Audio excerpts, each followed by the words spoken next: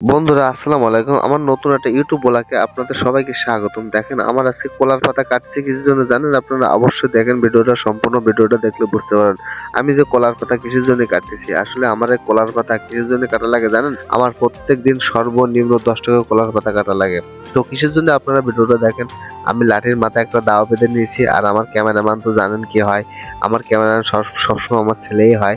আর আমার সালমান ভাসি বলছে, আব্বু আমি সুন্দর করে আপনার ক্যামেরা করে দেবো। বললাম, হ্যাঁ তুমি ক্যামেরা করে দেবে, আমি কলার পাতাগুলো সুন্দর করে কাটবো, ভালো ভালো কলার পাতাগুলো।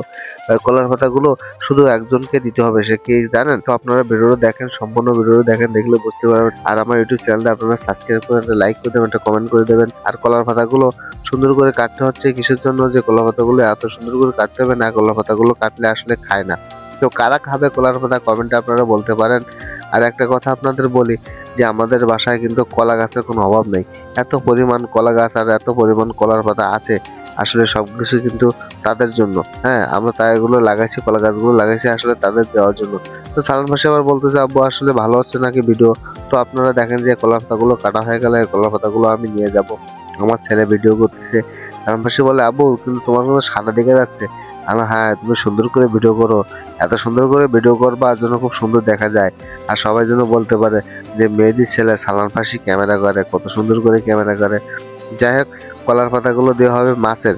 মাছের কেন কয়, আমার কাছে কাপ জাতীয় কিছু মাছ আছে, দেওয়ার সাথে সাথে কলার পাতাগুলো খেয়ে ফেলেন।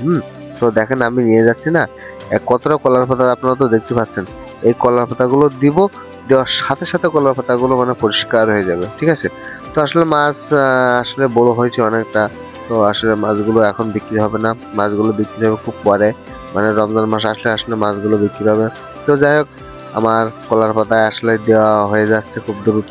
তো যাই হোক, আমার ক্যামেরাম্যান কি বলে আপনারা শোনেন ভিডিওটা, হ্যাঁ, বা ভিডিওটা দেখেন, দেখলে বুঝতে পারবেন যে ক্যামেরাম্যান কি বলে। আর ক্যামেরাম্যান মোবাইল আমার কাছে দে দে শুট। পুকুরে কলার পাতা দেওয়ার পরে আমার ক্যামেরাম্যান দৌড় দিতেছে, ক্যামেরা রেডি যাবো, এদিকে এসো। পুকুরে কলার পাতা দেওয়ার পরে ক্যামেরাম্যান দৌড় দিতেছে, ক্যামেরাম্যান করলে আমি আর মোবাইল ধরতে পারবো না, ওই খালি লাফায় ক্যামেরাম্যান। ঠিক আছে, তো সবাই ভালো থাকেন, আল্লাহ হাফেজ।